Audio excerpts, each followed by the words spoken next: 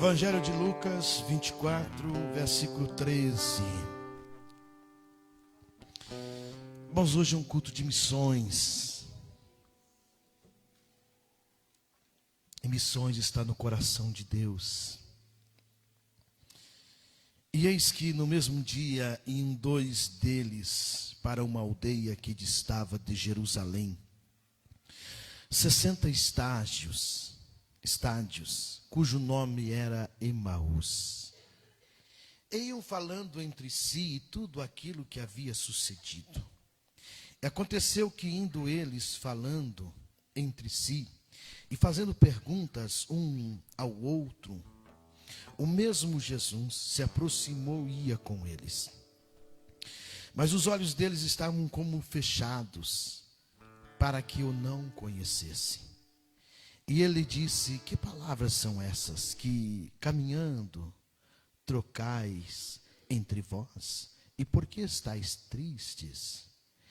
E respondendo um cujo nome era Cleopas, disse: és tu só peregrino em Jerusalém? E não sabe as coisas que nela têm sucedido nestes dias? E ele lhe perguntou: quais? E eles lhe disseram: as que dizem a respeito a Jesus, o Nazareno, que foi um profeta poderoso em obras e palavras diante de Deus e de todo o povo. E como os principais dos sacerdotes e os nossos príncipes o entregaram à condenação de morte e o crucificaram. E nós esperávamos que fosse ele o que remisse Israel. Mas agora, com tudo isso, é já hoje o terceiro dia desde que essas coisas aconteceram. É verdade que também algumas mulheres dentre nós nos maravilharam, as quais de madrugada foram ao sepulcro, e não achando o seu corpo, voltaram dizendo que também tinham visto uma visão de anjos que diziam que ele vive. Aleluias. E alguns dos que estavam conosco foram ao sepulcro e acharam ser assim como as mulheres haviam dito, porém não o viram. E ele lhe disse: ó nécio e tardos de coração, para crer tudo que os profetas disseram. Porventura não convinha que o Cristo padecesse essas coisas e entrasse na sua glória? E começando por Moisés e por todos os profetas, explicava-lhes o que lhe se achava em todas as escrituras. Versículo 28, chegaram à aldeia para onde iam, e ele fez com que ia para mais longe, e eles os constrangeram, dizendo: fica conosco, porque já é tarde, e já declinou o dia. E entrou para ficar com eles. E aconteceu que, estando com eles à mesa, tomando o pão, o abençoou, o partiu e lhe deu. E abriram seus olhos. Então conheceram ele, e ele desapareceu-lhe. E disseram um para o outro: porventura não ardia em nós o nosso coração, quando pelo caminho nos falava, e que quando nos abria as escrituras? E na mesma hora, levantando-se, voltaram para Jerusalém, e acharam congregados 11, e os que estavam com eles, os quais diziam: ressuscitou verdadeiramente o Senhor, e já apareceu a Simão. E eles lhes contaram o que lhe acontecera no caminho, e como deles foi conhecido no partir do pão. Podemos tomar assento na presença do Senhor.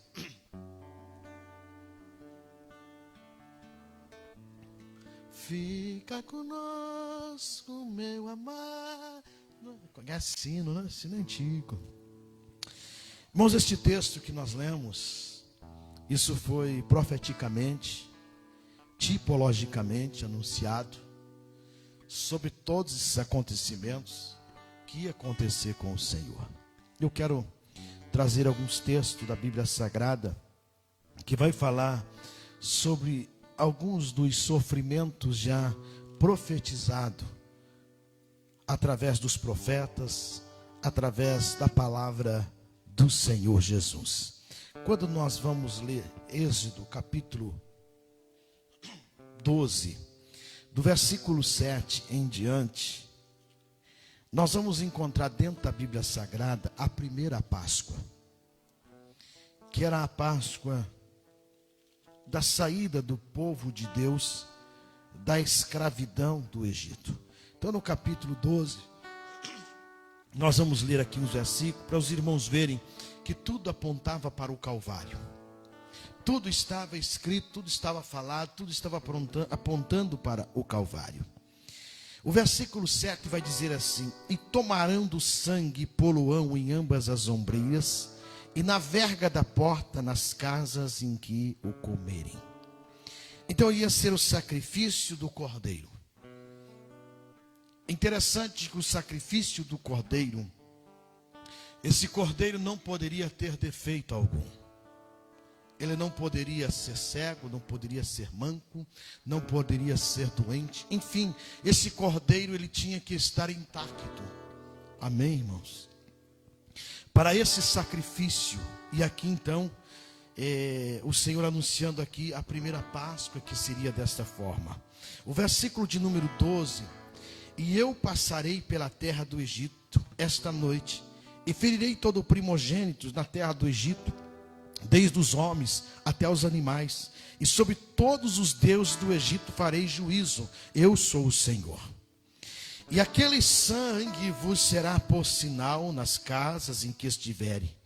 Vendo eu sangue, passarei por cima de vós, e não haverá entre vós praga de mortandade, quanto eu ferir a terra do Egito. E este dia vos será por memória, e celebrá-lo-eis por festa ao Senhor. Nas vossas gerações o celebrarei por estatuto perpétuo. Amém, irmãos? Então a marca de sangue nos umbrais das portas era um sinal que a casa estava coberta. Amém? O espírito da morte não tinha poder de entrar nesta casa, porque estava guardado pelo sangue do sacrifício de um cordeiro, conforme o Senhor revelara a Moisés. Quem está me entendendo, diga aleluia. Então, irmãos, todos que tivessem a marca do sangue sobreviveram. É interessante quando eu leio Ezequiel capítulo 9, se não me engano Ezequiel 9, que fala sobre os tintureiros, fala sobre marca na testa, das pessoas que gemiam por causa do pecado, por causa da desobediência. Nós vamos ver que vai chegar um versículo, deixa eu ver se eu localizo aqui, irmão, que vai dizer algo muito interessante para quem é marcado, para quem é selado. Por isso que eu e você temos que ser selado, marcado com o sangue de Jesus. Aleluias. Se eu e você somos marcados pelo sangue de Cristo, o inimigo não mais tem poder sobre as nossas vidas. O inimigo não tem mais poder sobre a vida do povo de Deus. Capítulo 9, versículo 6 vai dizer para matar jovens, virgens, mulheres, meninos, todos aqueles que não tiverem a marca. E vai dizer assim: começaram pelos homens mais velhos que estavam diante da casa. E versículo, deixa eu achar o versículo interessante que me chamou muito a atenção. Aleluias, glória a Deus. Amém, meus irmãos. Já achamos aqui que veio na cabeça agora, viu? Mas acompanha comigo que tem bênção para a tua vida aqui esta noite. Aleluias, glória a Deus.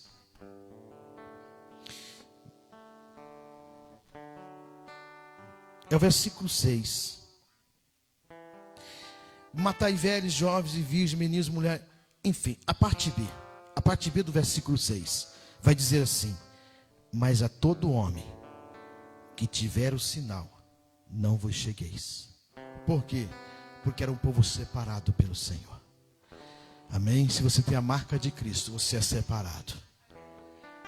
Amém? Então, o espírito da morte não tem poder sobre a sua vida, porque você é selado pelo Senhor Jesus. Você é marcado pelo Senhor. E quando eu falo morte aqui, estou falando até mesmo na questão da morte espiritual, né?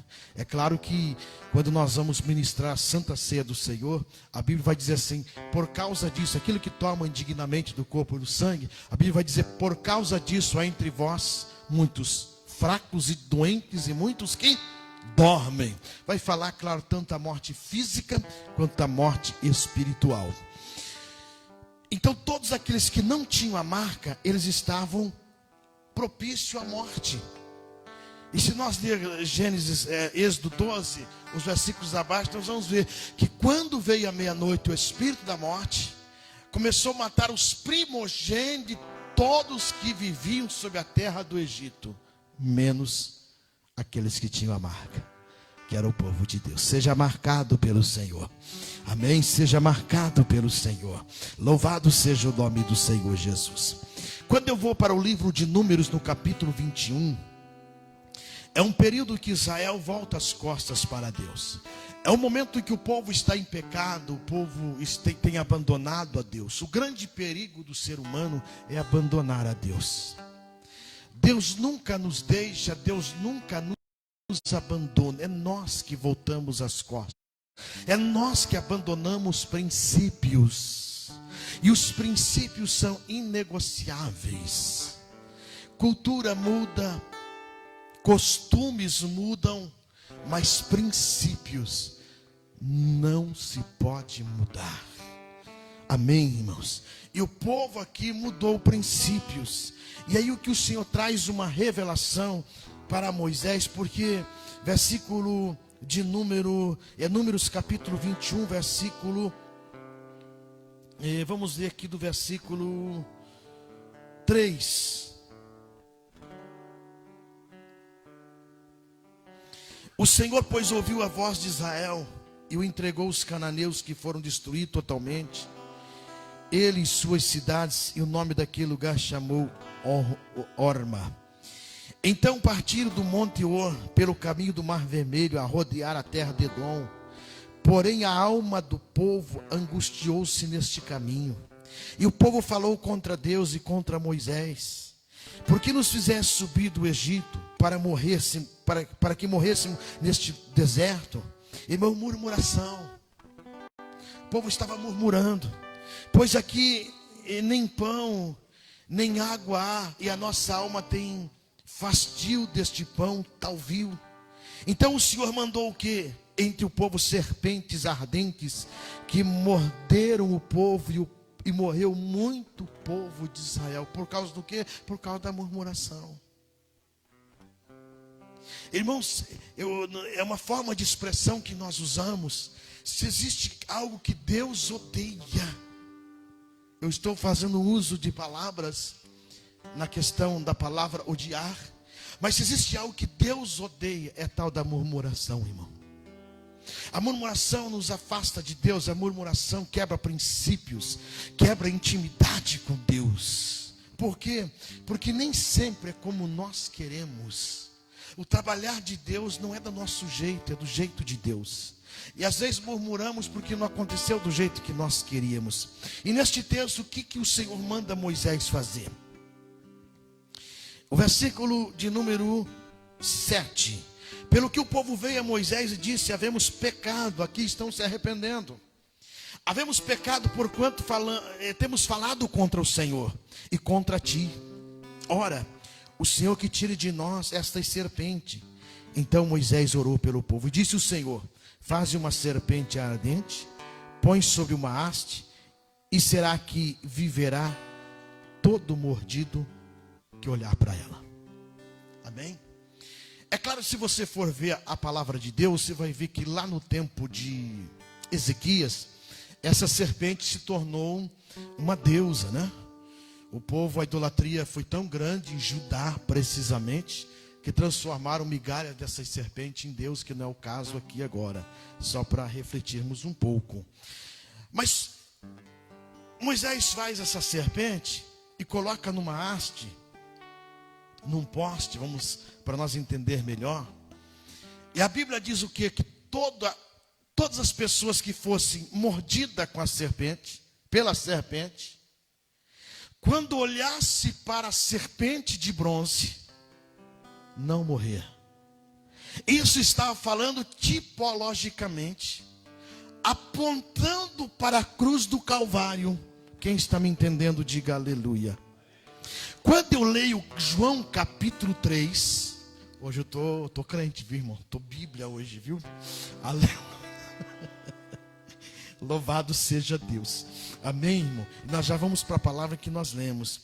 João capítulo 3, o versículo 14, vai dizer assim: e como Moisés levantou a serpente no deserto, assim importa que o Filho do Homem seja levantado. Olha o que Jesus está dizendo. Assim como a serpente foi levantada no deserto e trouxe vida para Israel, assim o Cristo, o Filho do Homem, Jesus de Nazaré, o filho da irmã Maria, importa que ele seja o quê? Pregado no madeiro, e todos quanto olharem para Cristo não morrerão, alcançarão a vida eterna.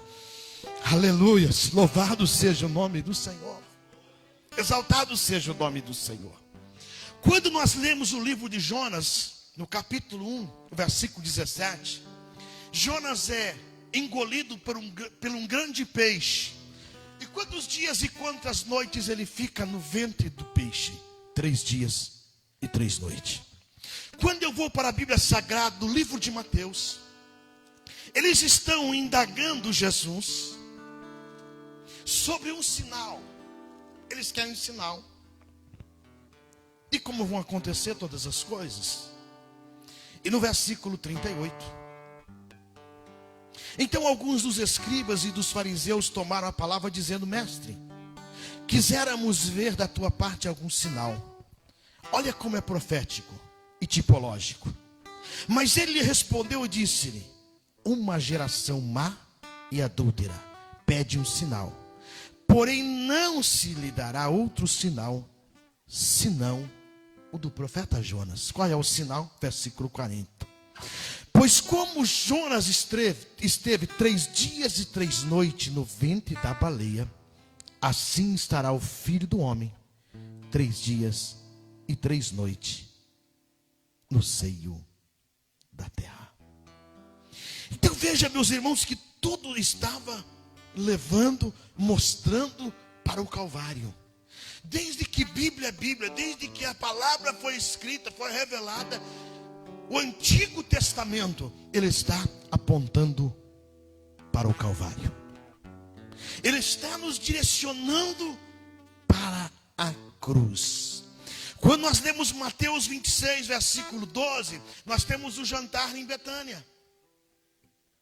E o que é que acontece no jantar? Vamos lá. Capítulo 26, versículo 12. Quem está me entendendo, diga amém. Ora, derramado ela este unguento sobre o meu corpo, fê-lo-me, preparando-me para o meu sepultamento. Era o nardo puro, era um perfume caríssimo, era um perfume de grande valor. Mas ela vai derramar este unguento aos pés do Senhor. E alguém vai dizer, Judas vai dizer: pois este unguento podia vender-se por grande preço e dar-se o dinheiro aos pobres. Jesus, porém, conhecendo isso, disse-lhe: por que afligir esta mulher? Pois praticou uma boa obra para comigo. Porque a questão de Judas aqui não era a questão do óleo. Judas estava preocupado com aquele óleo, o que aquele óleo iria render. Esta era a preocupação de Judas. Ou qual é o dinheiro que ia render aquele óleo se fosse vendido. Porque o coração de Judas não estava no Senhor, mas dela sim. Maria estava com o coração voltado para o Cristo. E quando ela vai derramar aquele óleo, ungir os pés do mestre, ela sem perceber, é claro que ela faz esse gesto em adoração ao Senhor, entenda isso, que ela está fazendo em adoração ao Senhor. Mas no mundo profético, ela está apontando para a cruz, está preparando ele para o Calvário, para a sepultura. Amém. Quando nós lemos este texto, irmãos, que nós lemos esta noite, que fala sobre o caminho de Emaús, nós vamos ver algumas coisas que nos chamam a atenção neste texto. algo que muitas vezes nós não percebemos e que nós não estamos atentos. Nós estamos muitas vezes na igreja. Por que eu citei algumas situações que apontavam para o Calvário? Porque as pessoas já não lembram mais do sacrifício da cruz, só lembram numa data como essa, e apenas porque é feriado, é porque tem chocolates. Não que chocolate seja pecado, não é pecado não, viu, irmão? Pode comer, fica à vontade, ore e come, amém?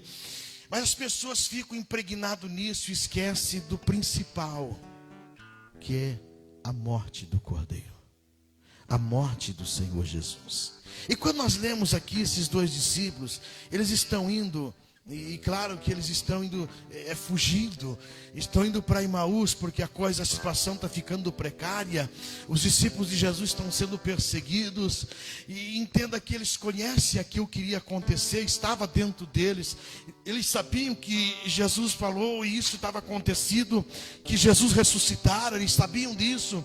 E eles estão, quando eles se encontram com este viajante que é o próprio Cristo, e eles estão conversando justamente sobre isso. E quando Jesus se aproxima deles, que palavras são estas? Jesus pergunta: que caminhando trocais entre vós, e por que vocês estão tristes? E eles vão dizer assim: és tu peregrino em Jerusalém, não sabe das coisas que está acontecendo? E agora Jesus vai perguntar: mas o que está acontecendo? E eles começam a dizer a respeito de Jesus o Nazareno, que foi profeta, foi poderoso em obras.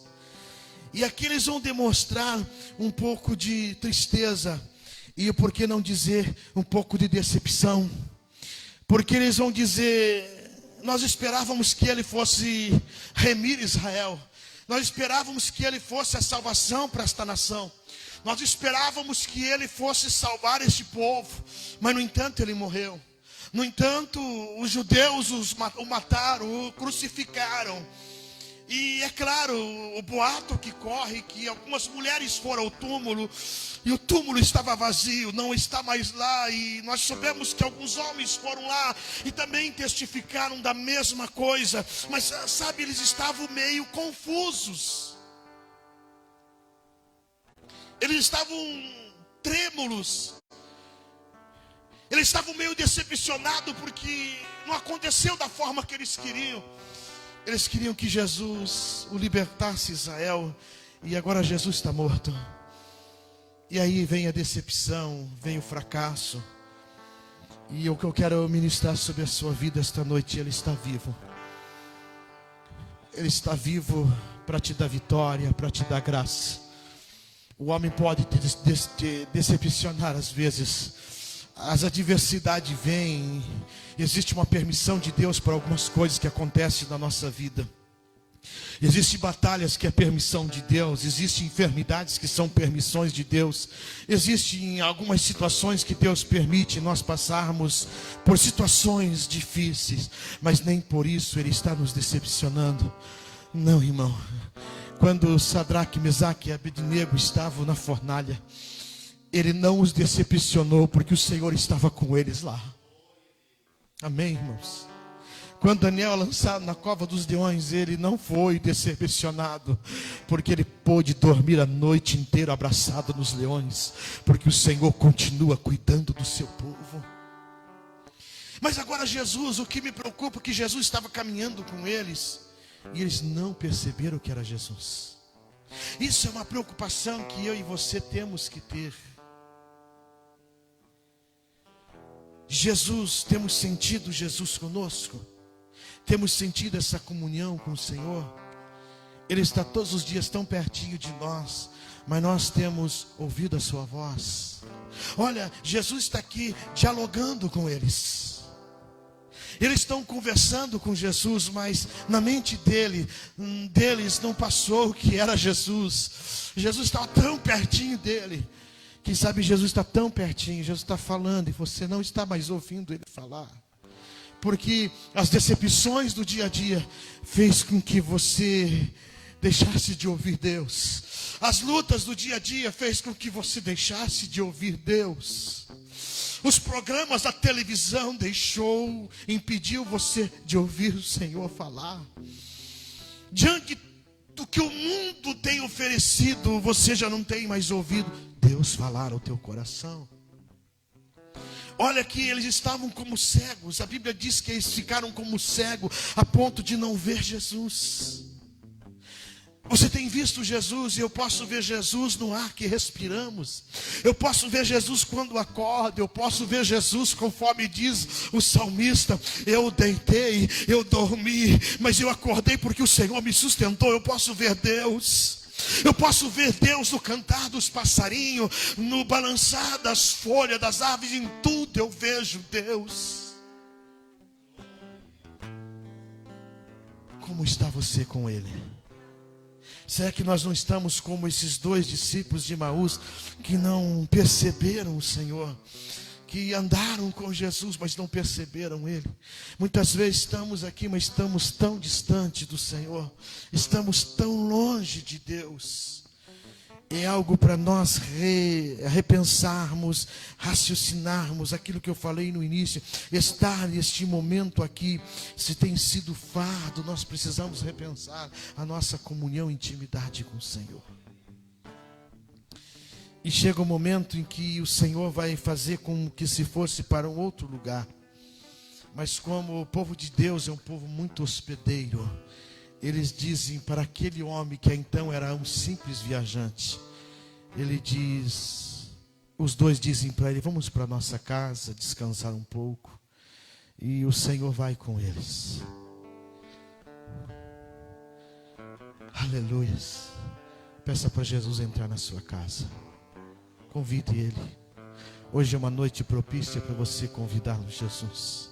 Pastor, mas já sou crente, mas talvez Ele já não está mais na sua casa. Pastor, eu participo da ceia, mas talvez Ele não está mais na sua casa. Pastor, eu canto, eu prego, eu faço a tua obra, eu faço missões, mas talvez Ele já não está mais na sua casa. Pode isso acontecer? Pode. Pregamos aqui numa das Santas Ceias sobre Marta e Maria. Falamos sobre Marta e falamos sobre Maria. Maria estava preocupada em quê, irmãos? Em assentar aos pés do Mestre. Marta não, Marta estava preocupada com as coisas da vida. As coisas da vida nos afastam de Deus, não que não tenhamos que se preocupar e cuidar delas. Quem está me entendendo, diga amém. Mas nada substitui a presença do Senhor. Nada nesta vida pode substituir a presença do Senhor na nossa vida. Se o Senhor, você não tem sentido o Senhor dentro da sua casa, então o convide esta noite, dizer: Senhor, vamos para minha casa, Jesus. Vamos, tem um cantinho para o Senhor na minha casa. Até parece que eu estou falando com pessoas que não são crentes, mas eu sei que estou falando com pessoas crentes em Jesus. E o Senhor me impulsiona a dizer: convide Jesus. Dizer: Senhor, vem passar esta noite conosco. Aleluias. E o Senhor vai, e eles não o conhecem. E preparam o pão, e preparam a mesa. Tudo está preparado, tudo está pronto. Aí o Senhor, versículo 29, eles constrangeram dizendo: fica conosco, Senhor, já se faz tarde. Fica conosco, fica conosco. Já faz tarde, a noite se aproxima, as trevas se aproximam. Fica conosco, Senhor. Nós precisamos do Senhor. Fica conosco, ó eterno Salvador. Convide Ele, fica comigo, Jesus. Aleluia, aleluia, aleluia. E aconteceu que, estando com eles à mesa, tomando o pão, abençoou e partiu e lhe deu.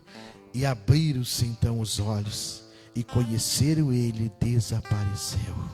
E disseram um para o outro: porventura não ardia em nós o nosso coração, quando pelo caminho nos falava, quando abria as Escrituras? Irmãos, A presença de Deus está ardendo aí dentro. A presença do Senhor arde dentro do teu coração. Eu digo que Jesus foi o maior missionário desta terra. Tem ardido a presença do Senhor na sua vida? Está ardendo? Ou você não sente mais a presença dEle? É algo para nós refletirmos esta noite. Estamos sentindo Ele no partir do pão, na nossa casa, aqui dentro da igreja. Às vezes está dentro da igreja, mas você não sente Ele. Você está aqui dentro, mas não consegue intimidade com o Senhor Jesus. O túmulo está vazio. Ele não está mais lá. Eu quero convidar você para estar em pé. Hoje o Senhor me deu esta palavra para ministrar o teu coração. Como está a tua intimidade com Ele? Olhe para a cruz. Todos que olhavam para a serpente não morriam. Todo homem que olhar para a cruz alcançará a vida eterna. A cruz está vazia. A cruz está vazia. Ele não está lá. Então, para que olhar para a cruz? Para você lembrar que um dia Ele esteve lá. Por mim e por você. Um dia Ele, como este viajante. Amém, irmãos? Um dia Ele esteve no madeiro. Derramou seu sangue. Mas não está mais lá. Não está mais lá. Ele ressuscitou. Eu estou dizendo isso para crentes. Ele ressuscitou, irmão. Ele está vivo. Ainda Ele te conhece. Ainda Ele cura. Ainda Ele batiza com o Espírito Santo. Ainda Ele salva. Ainda Ele transforma. Ele foi ontem, Ele é hoje e Ele é eternamente. Ele não mudou. Ele continua operando. Eu amo falar disso. Eu amo falar de Jesus, do seu grande amor por nós. E eu já falei algumas vezes, não me canso de falar, de um texto que eu amo demais, irmão. Eu amo demais o texto de Cantares, porque fala sobre isso. Eu já falei inúmeras vezes este texto, mas sempre quando eu me refiro ao sacrifício da cruz, me vem este texto à mente. Porque Jesus é tremendo, Ele é maravilhoso, irmão. Ele é extraordinário. Aleluia. Você lembra onde você estava quando Jesus te chamou? Quem sabe ninguém te dava valor, ninguém dava ouvido para você. Você era um ninguém por aí. Você não tinha identidade. Aí Jesus, pelo seu grande amor, te comprou. E hoje você tem identidade. Porque Pedro vai dizer: vós sois a geração eleita, o sacerdócio santo, a nação santa, o povo adquirido. Ô irmão, sabe o que diz em Cantares? Eu sei que vocês já ouviram falar sobre isso. Eu sei que alguns de vocês já ouviram falar sobre isso. Mas Salomão, ele se apaixona por uma camponesa. É amor à primeira vista, irmão. É amor à primeira vista. Mas ele estava como rei. Suas vestes reais, ele vai ao encontro dela e ela não a quer. Ela corre dele. E Salomão vai chamar ela. Ela era uma mulher pura. Ele vai chamar ela de jardim fechado. Era uma moça muito linda. Amém, irmãos? E Salomão não conseguiu conquistá-la. E o que ele faz para conquistar ela? Sabe o que ele faz? Ele tira as vestes reais. Ele se veste como um simples camponês. Tirou as suas vestes reais e vem como um simples camponês. Para quê? Para conquistar sua amada. E Jesus fez a mesma coisa, irmãos. Jesus deixa o seu trono de glória, deixa o seu reino de glória e vem como um simples menino, nasce numa manjedoura. É o filho do carpinteiro, é o filho da irmã Maria.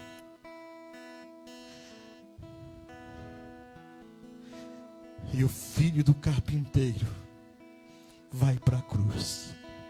Sabe para quê? Para conquistar a sua amada. Quem é a sua amada? A igreja de Cristo. A igreja do Senhor. Eu amo este texto, irmão. Eu amo Jesus, irmão. E Ele, com seu grande amor, no madeiro, Ele conquista o amor da sua amada. Ai, irmãos, isso é lindo demais. Jesus te ama de uma forma tremenda. O mensageiro, o Galileu de Nazaré. Aleluias, aleluias, o Galileu, o filho do carpinteiro, está aqui esta noite para dizer quanto Ele te ama, o quanto você é especial para Ele. Talvez você serve a Deus tantos anos e esqueceu que você é especial para Ele. Esqueceu que você é especial para Ele. Sabe por que você fica muitas vezes se maldizendo? É porque você esqueceu que Jesus te ama, que você é especial para Ele. Você sabe porque muitas vezes você diz que não vai vencer, que você não consegue, que você não é ninguém. É porque você esqueceu do grande amor de Jesus por você. Mas eu vim esta noite para dizer que Ele continua te amando e que ainda você é especial para Ele. Aleluias, louvado seja o nome do Senhor. Talvez para este mundo você não tenha valor nenhum, mas para Ele você é valoroso. Você não é pequeno, você não é desprezível, você não é um verme. Quando Isabel está grávida, não está no período grave, não está grávida ainda, o Senhor visita Zacarias e diz para Zacarias assim: Zacarias, a tua oração foi ouvida. Em determinado momento a tua esposa vai gerar. E aí o Senhor começa a dizer para Zacarias o seguinte: o teu filho, olha o que o Senhor vai dizer. Por isso não deixe o espírito de inferioridade entrar na sua vida, porque você é especial para o Senhor. O Senhor vai dizer para Zacarias: esse teu filho será grande diante do Senhor. Será cheio do Espírito Santo. O nome dele é João Batista. Sabe o que é isso, irmão? Você é especial para o Senhor. Ele continua te amando.